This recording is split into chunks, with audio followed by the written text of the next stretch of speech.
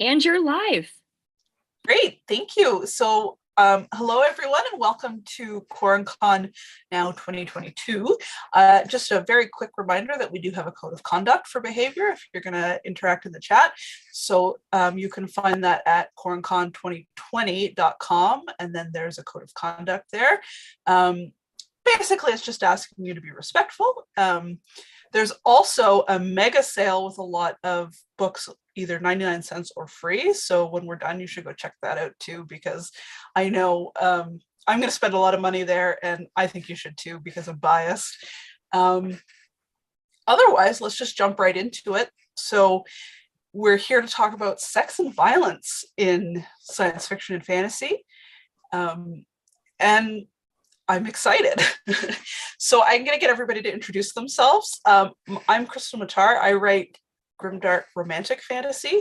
So it's heavy. It's got some Victorian vibes. It's bleak, but also people smooch and have a good time and love each other very deeply. So I tried to balance the two things. And I'm going to go around and get everybody to introduce themselves and talk about the genres that they write. So I'm going to call on Thomas first. Oh, yay, it's me. Okay. My name is Thomas Howard Riley. I write epic fantasy. I call it rated R epic fantasy. It's kind of like a cross between not exactly grimdark, not exactly high fantasy, sort of a compromise between those two. This is the book in question, We Break Immortals, and it is my debut. Congratulations. And this is exactly why I wanted everyone to talk about their genres, because I know it's going to be a great mix. So Trish, you're up next, please. Well, I'm Trish Heinrich. I write paranormal romance. I just finished my first paranormal romance series. It's about a family of celestial human hybrids, basically. And it's set in modern times. And in the fall, I'll be releasing my first monster romance novel. I also wrote urban fantasy superhero fiction under a now retired pen name that had a lot of romantic subplots in it, but that wasn't the main thrust of it, like romance is for me at the moment. So. Perfect, thanks. Kale, I'll have you go next. Hi, everyone. I'm Kale Bone. I write dark fantasy romance, and paranormal romance. I'm a USA Today bestselling author. I have about 20 novels out. So it's kind of a wide variety. And I guess I would say that my dark fantasy is separate from my fantasy romance. I treat them as two different genres. So. That's fantastic. 20 books, that's amazing. Me and Thomas have one. Okay, Angela, if you want to go next. Okay, I'm Angela Boord, and I write sort of twisty, epic romantic fantasy. My series that's out right now, which I do have, the book is Fortune's Fool, was a SPIFBO 5 finalist, and it is historical fantasy and Renaissance inspired. And then I have this summer, I hope June or July, a portal fantasy coming out. I write dark and kind of flirt with the line of grimdark a little bit. The one that's coming out is a little darker than stuff that's already out. Also a little bit more graphic, but romance always features prominently in my books. It's not like romance genre, but it's more than a subplot usually. So that's great. I definitely would argue that the next book coming out might be over the line. It's a smidge darker. Yeah, a smidge. Allegra, if you can tell us about yourself. I am Allegra Pescatore. I write in a whole hodgepodge of genre crossing nonsense across the multiverse. I write fairies who like to kiss and do violence. These are not going to show with the thing. Pirates and sassy AIs who like to swear, and dragons who we're not going to talk about the dragons. Oh. But I write in all sorts of different fantasy and science fiction genres, and I'm kind of known for being the person who co-writes a lot. So I have a whole bunch of other authors writing books with me. That's fantastic. That's great. So that really leads us naturally into the next question that I have, where I'm curious if each of you found yourself naturally inclined to blend both expressions of sexuality and these heavier themes of violence in science fiction fantasy. SFF does tend to be a pretty violent genre, with, of course, some fantastic exceptions, but I think it's safe to say that most of them are violent.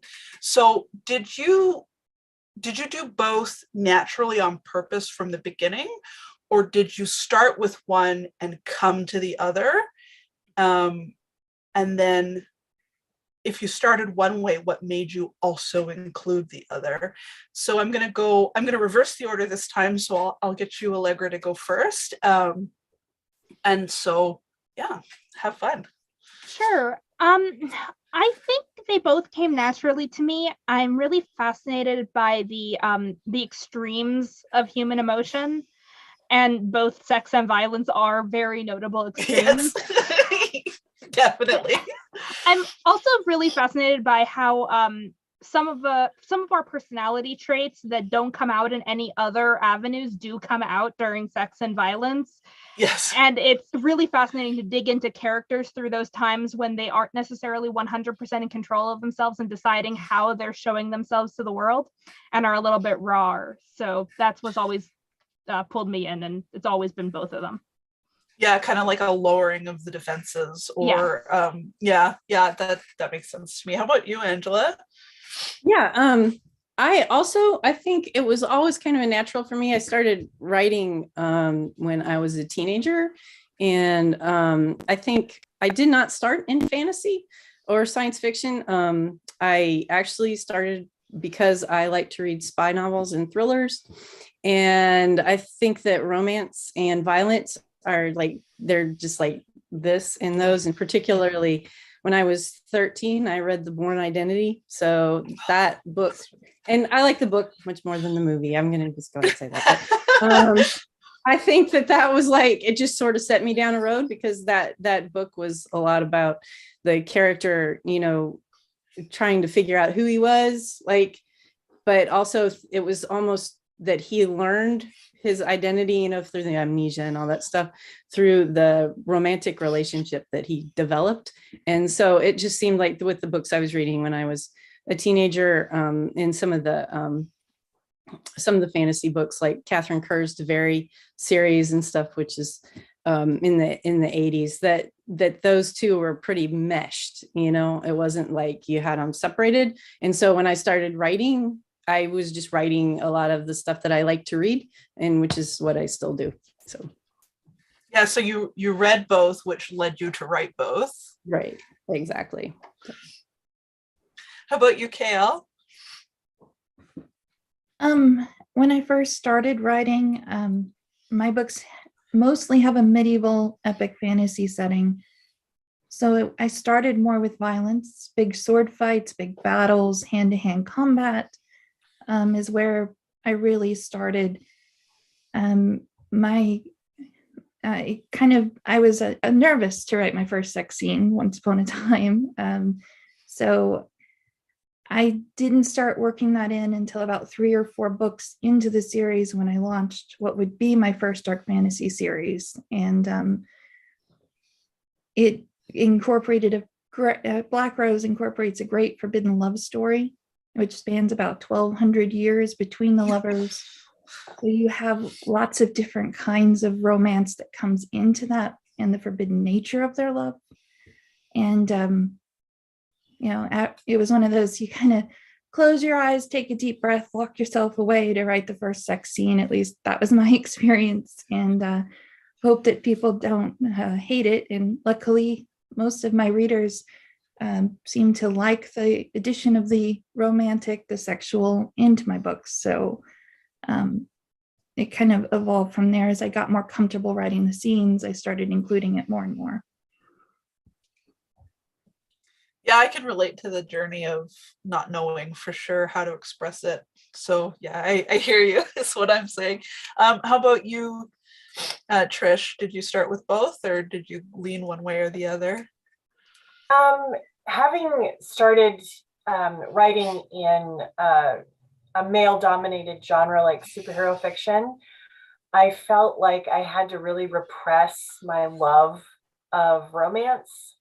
So what I made the decision to do was there was going to be a romantic storyline, but I really made that a deep subplot. I really stretched it out over the first 3 books, and I really did focus more on the fight scenes. I focused on the main character doesn't have superpowers. She's more of like a Batgirl vigilante type. So I ended up, and I had never written action scene before. I didn't know how to write a fight scene. So I started more at, okay, this is where I feel deficient. How do I want to show the violence here? What do I want it to express about my heroine? Why is it important that she has these skills? So I kind of made, she's an abuse survivor. So I made it part of her kind of therapy where she refused to be a victim again. So she made herself strong, and she decided to use these skills to help people, to help the powerless, essentially. And so I started with violence as a path forward to empowerment for her, I guess. And then when I started writing, and there were some love scenes, but it was very much fade to black. Like I would skirt right up into that and then be like, okay, and then they're cuddling up in bed now. But then when I made the transition to romance as a romance forward genre like paranormal romance and monster romance, I was a little bit more comfortable as an author. And I was also realizing that I was really tired of suppressing my love of a good romance story. And that I actually really enjoy reading a good sex scene in the book. And all the ranges, like from erotica to the ones that are so purpley prosy that you almost kind of throw up in your mouth a little. Like, I love them all. So I wanted to learn how to get more comfortable writing these. So I wrote a bunch of bad ones that never made it into the book. And to get good at it. And I asked a lot of questions because I also wanted to explore using sex as, at least for the first book in my celestial romance series, as a way to break down the walls of these people. They were so determined not to fall in love and not to have a connection. How could I use a sex scene to show that connection? And so that's kind of, and my paranormal romance and even my monster romance to some extent does have some fight scenes, but I really kind of switched things up and had the sex scenes take a more forward role than the violence, I think, in my romance. So that's kind of how my evolution with the two. Yeah, again, very relatable. I'll tell you my story as soon as Thomas is done. So Thomas, you're up next. Let us know which way you started first and what the journey was like for you. The inclination for both was there, but I basically self-inhibited on the inclusion of sex scenes for a long time, mostly because a lot of my influences did not include those. A lot of my early fantasy influences did not have those types of scenes in them. So I was kind of, there's a part in the back of my mind like, oh, okay, we're not supposed to be putting those in there. We're not, that's not a part of what I should be doing in this kind of thing. And it evolved as I began to encounter other authors and books in the mid 2000s that did have those scenes in them where they were able to give me permission to give myself permission to have them in my own books the way I wanted. Because I always felt, as it was mentioned earlier, it's just such an excellent window into characters, because their guard will never be more down than in those moments. So I kind of always was open to the idea. It was just I didn't think that the option was there. I was kind of programmed, I guess, to think that it wasn't something that I should be including. Yeah. So there is now a cat on my lap, by the way. Yeah, we saw the tail coming into the corner. Yeah, she found out I was talking. She has to put a stop to it. I want to tell, just because I relate so much to the journey, like I started writing as a fan fiction writer, and so anyone who knows the reputation of fan fiction, it can be quite smutty. And then I transitioned into other genres, science fiction and fantasy, of my original characters. And when I made the transition, I cut out the smut, because if you want to be taken seriously as a writer, you don't do that kind of stuff. And I'm really glad that I learned otherwise. And I'm really glad that I made friends in the genre who pushed me. And I'm really glad that I found other writers who were also pushing, because once it was time to put all the chips on the table, and I was working on the book that would be my debut, I decided I didn't want to cut out pieces of myself anymore. If I was going to make a career out of this, it was going to have all of me in it. And so that's how I ended up here with romantic grimdark, where it's both. And so I'm going to skip a couple questions, because I feel like this segues really well into the double standard that we face as writers, where I've never seen internet talk about what does a fight scene add to a book? Absolutely nothing. It's just empty titillation, and all of the fight scenes should be removed because you're just engaging in whatever. And it's lazy writing. It's definitely there, Krystle. It's definitely there. It has an outsized impression on people's minds. I've noticed that in my own work. I've noticed that in, like, if you look at something like Game of Thrones, the first Game of Thrones book, which loosely translates to the first season of the show, there's not that much sex in that show. But what do people know Game of Thrones for? Oh, the show with all the sex in it. So fantasy that fucks. A little bit of sex goes a long way in people's minds and in their memories. It stands out and takes out an outside portion. And yet people can annihilate like hundreds of thousands of people in a giant battle or something, and it's just like, that's just storytelling. So so the question becomes, what do sex scenes add to you? And then, since you're here, you've decided that double standard is garbage. So if you want to tell us a bit about how upset that makes you potentially. So Angela, I'm going to jump to you first. What does it add to a story for you? And why did you decide to dig in your heels, even though you probably knew it might have been a bit of a battle? Well, I think that, just like everybody else was saying, that those scenes, they reveal character in ways that you cannot do in any other kind of scene. And in various ways, just of how people approach them, like the physical things that they do in it is very individual, but also it's, the sex scenes are not just about the choreography. They're about the ways that the characters interact around that too. And like afterward, and you get a lot, you can do dialogue in there. You can have people revealing things that they would not reveal to anyone else in any other way. And also, I mean, even if you have characters who are not honest, not being honest, and not being, and maybe they come into a sex scene and they are not, it's not the kind of tender, like those kind of moments, it still says a lot about the character. So any way you do it, it says a lot about characterization.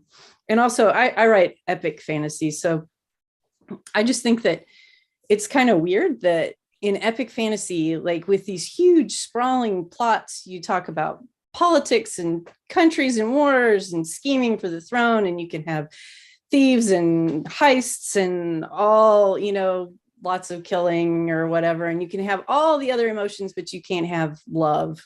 Like that's somehow, we don't do that because that's silly. We don't do that in this genre. That's a chick thing. That's a chick right. thing. Oh my God, that pisses me It off so belongs much. in those books with the man chests on them that you were embarrassed to read on the In train. public.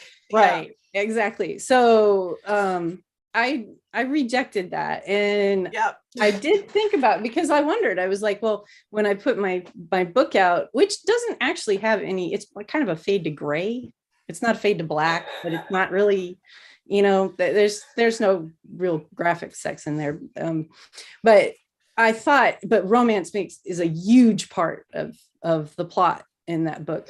And so I thought, I wonder how people would react to this if I published with my initials instead of my name, which is, very female coded.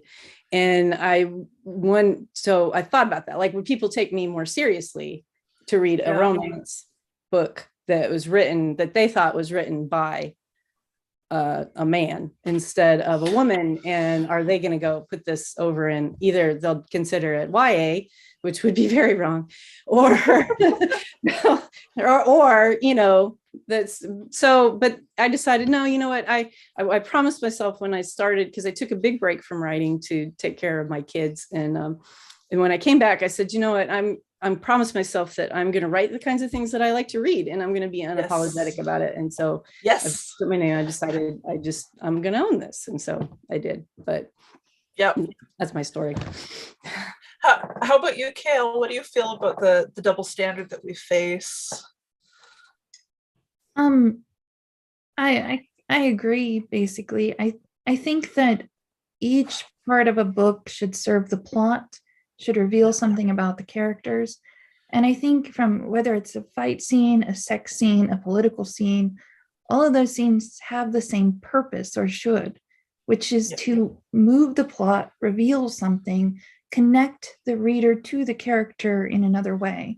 And I think sex scenes are just as powerful in doing that as any other kind, as long as they serve that driving purpose. It can show two enemies who end up in bed together. Maybe they don't hate each other as much as they think they do. Or you find out at the end of a sex scene that a hero is really a villain. Or you can use them to strengthen that emotional connection.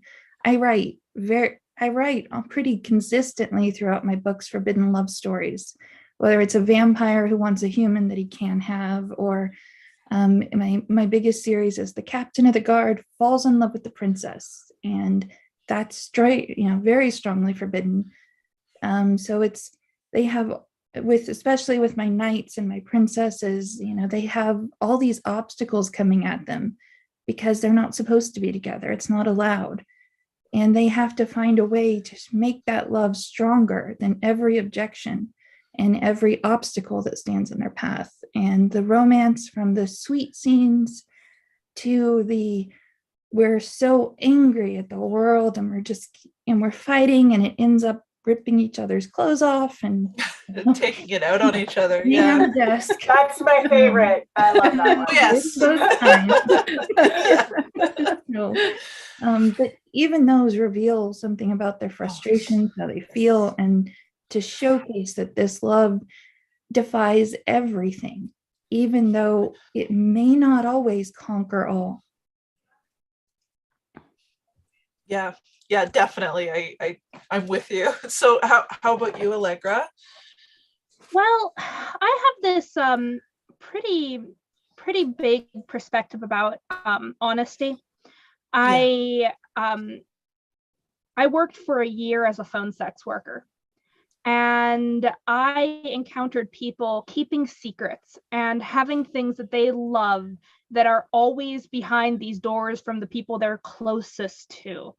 And I think there's this very, very toxic thing where we'll talk about violence and we'll talk about all these really intense, dark topics out in the open in a living room, but sex belongs behind closed doors.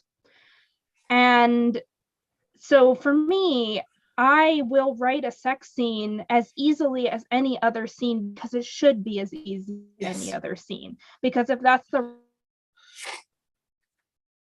right scene to write, that's simply the right scene to write. And I take it very personally as I am modeling something. I'm modeling a unabashed acceptance that sex is part of life and that we shouldn't close the door on it. And if people don't like to read my books because of it, I'm really fine with that. Like, I'm being emotionally honest with the characters and the plots and the kind of writing that I want to do. Yeah, I really admire that. And I think it's important too to be able to just generally in life, not even about fiction, but generally in life, it's important. I'm gonna get emotional and I'm sorry. I'm really keyed up. I'm really keyed up from the grief panel, but it's important for us to be able to talk about these things in any context, because I think people need to know where the healthy boundaries are, so that when things come up that are unhealthy, they know they can talk about it to someone. And so, yeah, I definitely agree that I wish there was more openness about sexuality generally, because by treating it as a taboo subject, when people are uncomfortable, they can't talk about it, and that's a real shame. And it leads to a lot of pain. Yeah. So back to fiction. I feel bad because I'm so turned on, or maybe whatever. But I'm up at 11 emotionally. But anyway, Trish, if you want to follow that, I will accept that challenge. I think you can do it. I just kind of piggybacking off of what Allegra and you, Krystle, were just talking about. I think it's incredibly interesting. So my husband and I were watching there's an animated show on Amazon called Vox Machina. I don't know if any of you are familiar with it. Yeah. And it's based off of a show called Critical Role, which is a group of friends in their Dungeons and Dragons campaign, right? So, and my kids, I know it's kind of adult, but my kids actually love watching Critical Role. And they were super excited that they were turning some of their stories into an animated series. So my husband and I were like, okay, we're going to watch it first, make sure it's okay for you guys. And we thought if it's anything like their D&D campaigns, it should be fine. You know, some swearing, whatever, nothing worse than what they hear come out of my mouth on a daily basis. So we sat down to watch it. And after the first episode, we were like, we can't let them watch this. And it wasn't because of the dwarf who is very sexually promiscuous and having sex with 3 elves at the same time at the beginning of the show. That's not the reason why. The reason why was because the violence was so graphic that I was like, I can't let my kids watch this. And I find it interesting that most parents, it would be the opposite. It would be, oh my God, we can't let our kids watch a guy in bed with 3 women, but we'll let them watch somebody's head get chopped off and carried around. And I think it's interesting that we're fine with the kind of violence we would never condone in real life. Yeah, but consensual situations are exactly, and that encapsulates, to me, it's not just sex, because I think it encapsulates any kind of relationships like that we're just uncomfortable letting people see it. And I feel like it's an odd double standard, because I would rather have my kids exposed to many different kinds of very loving and consensual relationships than that kind of violence, even though that violence is not real. So I feel like this is a very societal thing. We are, as a society, programmed to see shame in one thing and, oh, it's okay in another. And I feel like that really needs to be reversed, because when you talk about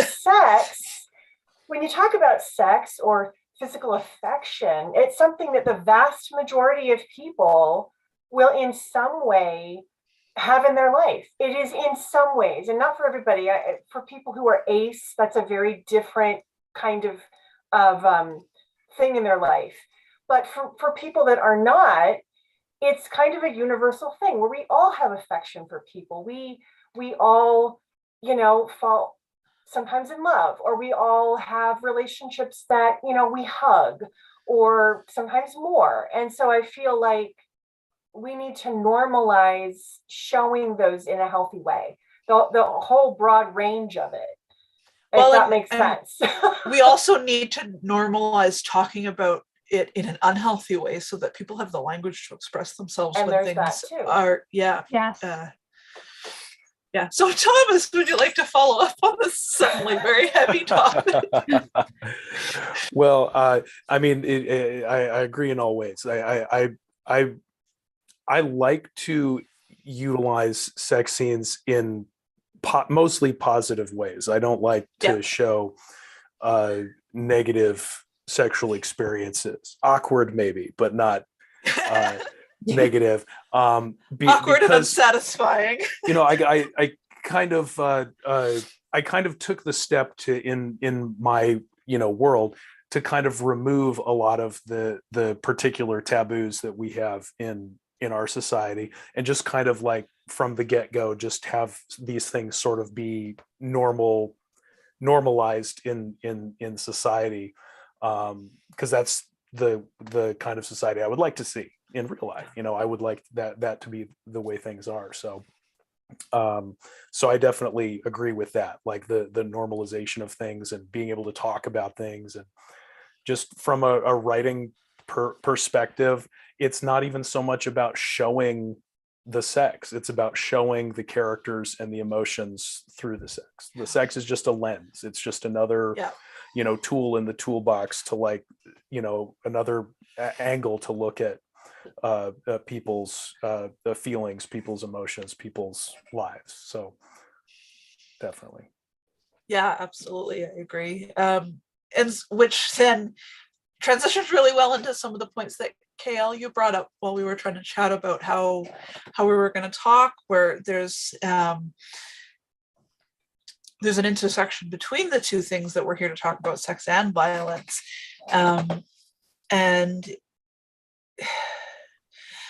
there seems to be a trend in science fiction and fantasy where non-consensual encounters are treated as literary and normal, and then there's the stigma of shame to romance arcs where it's girly stuff.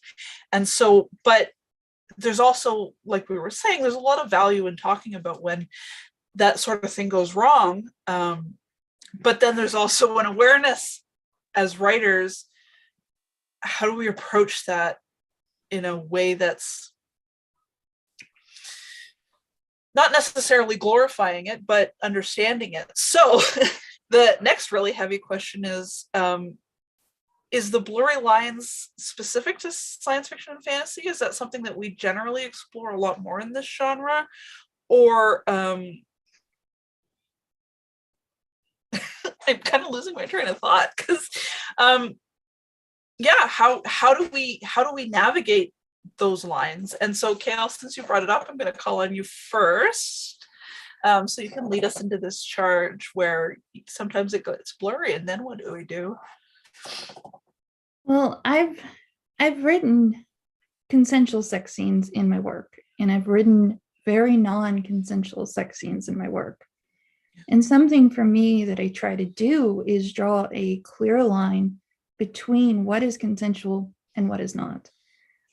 Usually, even with a pair that's been together for a long time in my work, or a well-established couple, when we get close to when the clothes start coming off, I generally have one or the other say, "Are you sure?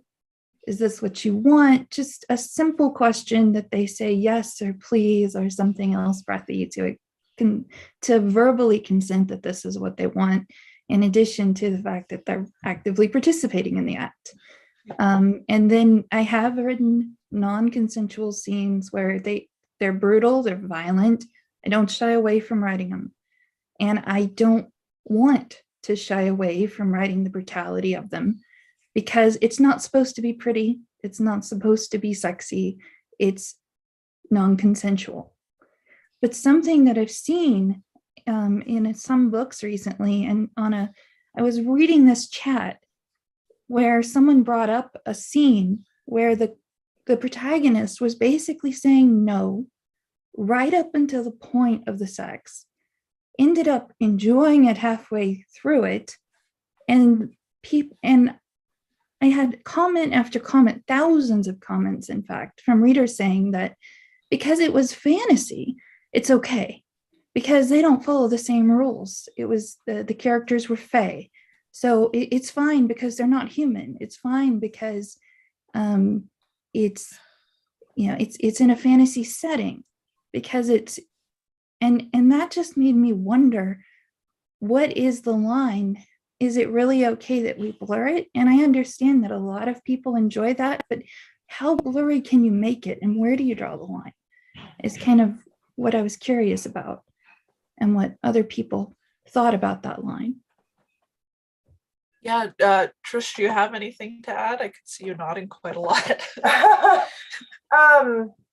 It's interesting. This is something that I feel like I've seen a lot of conversations the past year in the romance community, specifically around books that are more on the taboo romance side or the darker romance side, and asking that very question, like, when is non-consent or dubcon, when is that okay? And I have to say, it's not really my flavor of romance. I'm not here to yuck anybody's yum. Darker romance is generally not what I read. But where I read, I wouldn't even call it a blurred line, but where I read dubcon done well is if it's done in a kink setting where there are very specific rules up front. You have safe words. You have this implicit trust in your partner that, I mean, and to be honest, I've done a little research about kink communities and subs and doms, because it's something I want to explore in later books. And those sexual relationships are really some of the most trustworthy and consent-filled you will ever find, because they have to be.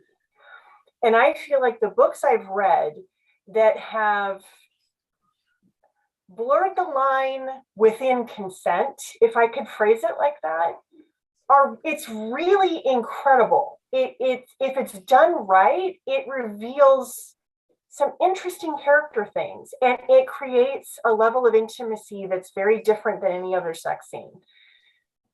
I personally am never comfortable reading assault of that kind in a book. I will generally skip it. And I found the conversation around, so there was around the time in Game of Thrones when I think it was Sansa was assaulted in the show. You also had Jamie Fraser in Outlander be assaulted. And people compared those two scenes and how they were filmed, the lens that we were looking at, whether the male gaze or the female gaze, what kind of gaze were we looking at? And Sansa's assault was very male gazy. It wasn't about her. It was about somebody else outside the situation. Whereas what they did with Jamie Fraser, it was brutal to watch. Yep. And I honestly skipped that part in the book because it was just, I couldn't read it. But it was also done with an eye towards him as the victim. Yeah. Yes. Yeah. It was I thought it was very well done. And I feel weird saying that about a scene like that. But it said something. It had a purpose other than titillation, which I'm sorry, I might be a little rambly, but it had a purpose other than titillation, I guess is my point. It's when it's for titillation's sake, it's weird. That's a problem. Yeah. Yeah, and I definitely agree that there's a lot of value in being able to express that and the weight of that, and the rippling effects of that, because it's something that we have to face, and some people have to face it personally, and so having it handled in a way that acknowledges that it's true, it happens, but also it's a problem is really valuable. And that's why I don't ever want to say that expressing a certain thing is wrong, because I know a lot of people who tend to gravitate toward that are trying to process something. So we don't want to police, but then at the same time, we have to ask ourselves why are we reading this? Why are we watching this? It comes down to execution. It comes down to how it's presented. It comes down to how you like you were saying about the particular gaze that it's being viewed from, and the perspective it's viewed from. I mean, if it's done right, it's good. If it's done wrong, it's not good. It's just hard to quantify. Yeah, I don't scientifically know how to define it, but I know it when I see it. where that line of the demarcation is between the two. But like you said, I know it when I see it, when it crosses that line one way or the other. Go ahead, Allegra. There's also is it just being done for shock value? Is it a footnote in a character's history? Is it being done to horrify an audience, or are we talking about this? If I read something with assault and it's glossed over, I hate it. I cannot keep going. If I read something about assault and that's the point, there is a processing, there is a dealing with grief, there's a dealing with rage, there are consequences. That is good, and that is it's important. Identical to scenes of violence too. Exactly. I would like to add, because the same thing I see all the time. We're here for scenes both. of terrible violence of a non-sexual kind, where afterwards they just on to the next town. You know, it's I feel. And at the same time, you can have incredibly consensual, sexy scenes that include an incredible amount of very consensual, very fun violence. Yes. Like, there is nothing wrong.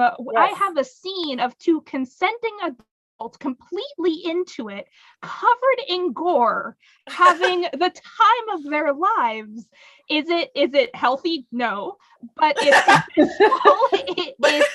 but also the fact that you're able to acknowledge that it's unhealthy says something. Yes. Yeah, absolutely. How about you, Angela? Do you have? Well, I think you also get into things like where things like assault and violence, particularly against women, are used as either markers of historical accuracy, or, particularly in epic fantasy, where they say, oh, well, this was just what it was like, therefore I must include an assault in my plot somewhere. And then the female characters, when you get into discussions about fridging and using violence against women as being motivation for generally male characters to go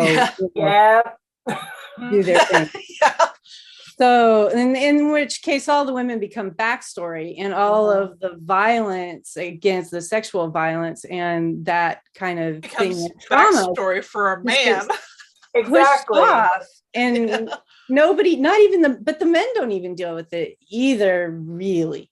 You know what I mean? It's like they have this, and a lot of the characters, they're either horribly, they're sad about it, or they undertake quests of revenge, or whatever. It's like this, but it's not like that would be like, that's complicated for everybody to deal with. Like, it has repercussions for lots and lots of people in their entire lives, and that's just like, we're going to put this out of the way so we get to the sword fights and the So. It's just sometimes it feels like a check mark. And they had the tragic past, and they were sexually assaulted, and then also they were right, and then they were, and it's just like, I hate the fridging trope so much that I subconsciously anti-fridged my book. I didn't even Anti-fragile. I didn't even Check all realize those I didn't even refrigerators realize out. until it was published that that all three of the main characters are motivated by their dead adult male mentors, and none of them are like. I didn't even realize it. That's how much I hate that trope. I just kill everyone. Equality is fridging the men too. Well, and I think that, maybe sometimes that happens. It's just like, if you're going to do something like that, you have to deal with the consequences of it. Yeah. Like you have to make it a part of the story. It can't just be like, oh, well, this is the spice we're going to throw into this recipe to make it a little bit, And you can tell too. You can tell when it's almost as if they ran out of ideas. They're like, well, we'll just throw in a little. It's the easy thing. We'll just kill their girlfriend. Yeah, that's why. Yeah, absolutely. And it that touches on the violence too, I think, because it's like SFF as a larger genre deals with a lot of violence, but we lack the emotional weight of that in a lot of cases where these people are badass, they're warriors, etc., and then they just go on with their lives. Excuse me, like if you look at the history of war, there's a word for PTSD in every single one of them. There's soldier's heart, there's shell shock, there's and it's something we've been aware of as a culture all through history. But then when we come to talking about it as fiction writers, we just drop it. Like it's just, it's not interesting. Like, and I don't understand that. I kind of think that sometimes that authors might be worried, a book goes from action to action to action, but to deal with trauma and to deal from violence or sex, either way, you have to slow the book down. You have to have an emotional response, a quiet chapter where there's not a lot of action going on. It's a reflective chapter. You really have to pause the book to let them go through that trauma and process what's happened to them. And it's not that action that you see in a lot of books and film, for that matter. If there was a way to agree with you more than 100%, I would.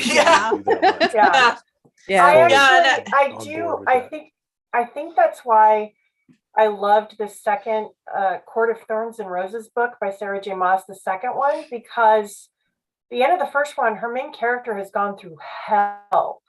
And in the second book, she leans hard into what the aftermath of that looks like. She can't sleep. She can't eat.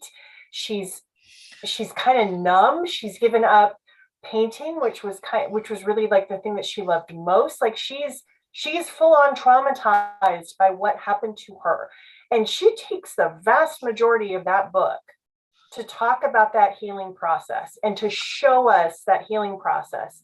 And she uses love, her falling in love with this other character and learning about his trauma to accomplish that. And I reread that book every few months. I mean, the first time I read it, I was sobbing because it just, I'm reading some of this going, I can relate to some of this. It was powerful. So I feel like absolutely, Kale, I agree with you. It can slow things down. I also think though, but in the most beautiful way. In the most beautiful way. And it also can, like sex and violence, it can show character development in such a unique way. Right, because it's still conflict. It's exactly it's like internal it becomes, conflict. But it's still, you're still like under, it's still some suspense. Like, is this person going to recover from this? How are they going to deal with this? How are they gonna put themselves back together to move on? Go ahead, Allegra. And I feel like, especially nowadays, we've gone through decades of traumatic event after traumatic event just in our lives.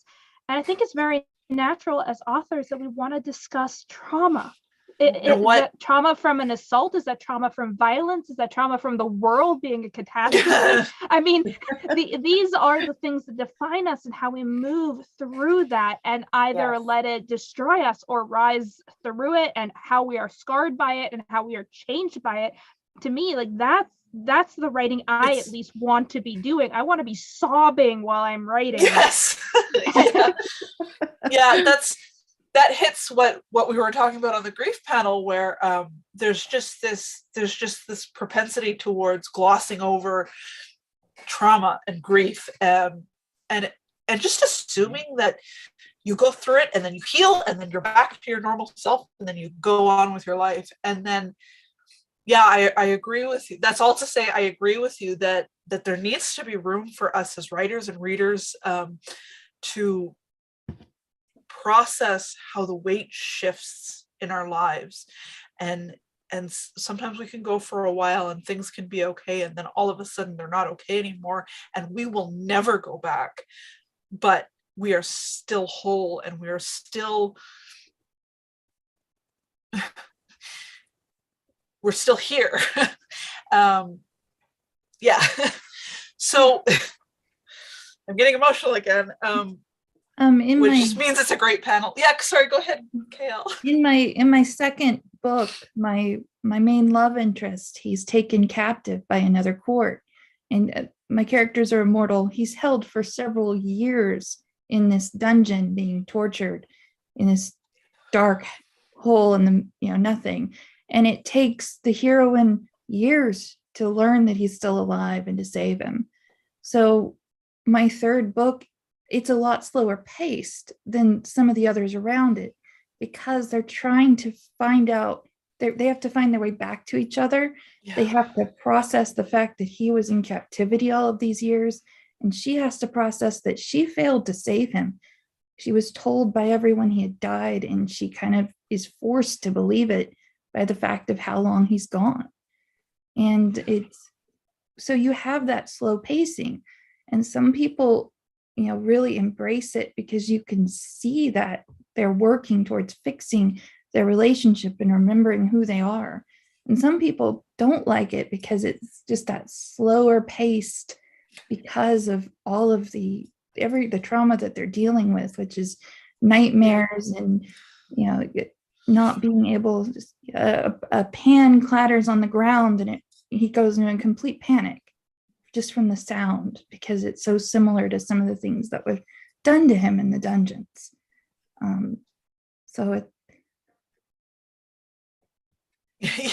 Yeah. And I know Angela is writing a similar thing. She's trying to balance it right now with her follow-up to Fortune's Fool. And it's really hard too, because you want to, I generally do write fast-paced books and with a lot of action in them, but I also want to get that character work in there, and sometimes they just have to stop. And it's not even because maybe I would like the book, but they just have to stop because they just cannot do this anymore, and it doesn't make sense for them to do it anymore.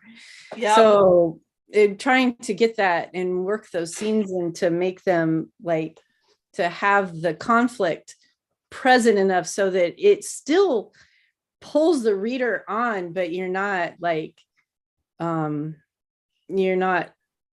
kind of hit a dead violating the character's integrity. You're not standing there just because in fantasy a lot of people get injured in all sorts of weird ways, and then they jump up and then they're fine, and then magically they're healed and on they go to the next battle.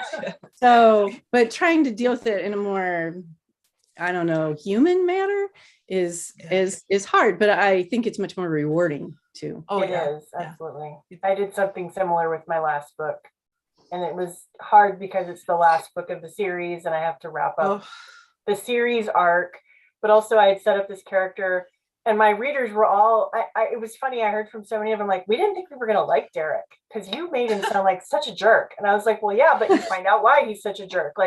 He has all this childhood trauma that makes him act this way. But it was that, where do I pause the heist and wrapping up, defeating the big bad, to pause and acknowledge his PTSD and how being around his dad after, not being around him for so long triggers all the things his dad did to him. Like, how do I weave? And it was hard because there were times I thought, am I glossing over this, or am I slowing this down too much? Am I, am I over explaining?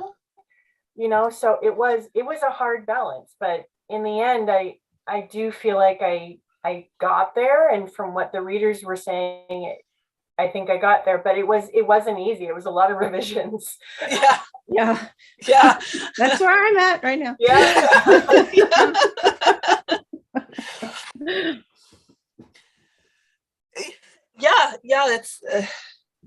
It's we have to like balance the nature of humans being complex and messy and undefinable versus storytelling, which wants something clean, but it'll never be clean. Sorry. And I think that's really the beauty of being able to express ourselves in that way, where everything affects everything else. Absolutely. The moments of your life are not distinct from one another. No. They all add up. It is not They a all neat combine. structure. Right. No. Exactly. It is messy. I didn't mean for this panel to turn into the grief panel. I'm sure that's my fault. It's just a continuation.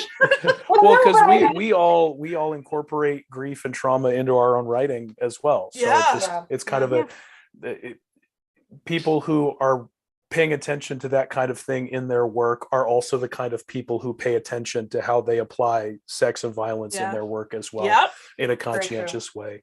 And so I think we're just more inclined to think of all of those things as well. I mean, one of my main characters starts the book already addicted to drugs that he has to take because he can't deal with the trauma of seeing the victims that he has to investigate in his job every day. So from page 1, I'm already diving deep into trauma and things like that. So I definitely like to, and it ties in with what we're here to talk about. Right. So then we're almost out of time. I got most of the questions in. I'm gonna go around again and have you all sign off. But what I'd like you to do is a couple of words about what you're hoping your legacy will be as a writer. What your reputation would be. If you could be known for one or two things, what would it be? So I'm going to go around counterclockwise. So that's Allegra. I'm going to start with you. Sure. Well, if I have a legacy, I very much hope that it's about inclusivity, both on topics and of people. I really want to, raise up other authors and other voices and talk about things that are difficult through the lens of science fiction and fantasy. Bless you for it. And it's been an absolute pleasure being here. Thank you so much for coming. How about you, Angela? I guess I would like to be known. I mean, I want to tell entertaining stories. I want to entertain my readers. But I also want them to be honest. And I want every dark story I tell, because I do tell dark stories, that I want them also to be about redemption and hope. And I think that I would like to be known as a writer who kind of makes the hope shine a little brighter for the contrast in there. So I don't want to be known as a bleak writer. I want to be known as a hopeful writer, even though my stories go some dark places. And also it has been a great panel. So thank you guys for the discussion. It's been great. Thank you. Thank you for coming. How about you, Kale? What do you want to be known for? I guess a writer of epic fantasy who's not afraid to go to the dark side. Yeah. and in addition to my writing, I'm in a PhD program and I hope to teach at university. And I would really love to help get more speculative fiction, fantasy, and sci-fi into academia as an accepted genre. Yes. I hope so too, because yes. How about you, Trish? I've been thinking about this question ever since you said it to me, and I'm like, what am I going to say? I think that for me, I want to be known as an author that not only entertained people, but made them feel something. And I know that sounds nebulous, but I want them to read my books and say, oh, this book helped me through this, or this book, I feel not so alone about this because she wrote about it. You know, whether it's I helped somebody because they were up all night with their baby who wouldn't sleep, or I helped a woman who was at the bedside of her dying husband not be so sad, like whatever it is. I want my books to be meaningful to people in big and small ways. Yeah. Thomas, how about you? Super quick, and then we're all done. Sure. Yeah, I mean, I want to be. I want to make people feel. I want to make people think. I want to be known for being true to myself, not holding anything back. No fear, love it or hate it. I want people to think, well, that guy, he really thought things through, whether I like it or not. He was thinking about these things, and hopefully I improve people's lives, and hopefully I affect them in a positive way, and they take something good out of it. Yeah, I'm totally relatable. So that's all the time we have. We pushed right up against the end this of it. is an awesome panel, by the way. I forgot to mention my commentary on the panel itself. The panel itself is also awesome. You guys were fantastic. Thank you so much for coming. Thank you so much for watching. And that's it for us. Thank you. Thank you. Bye. Bye.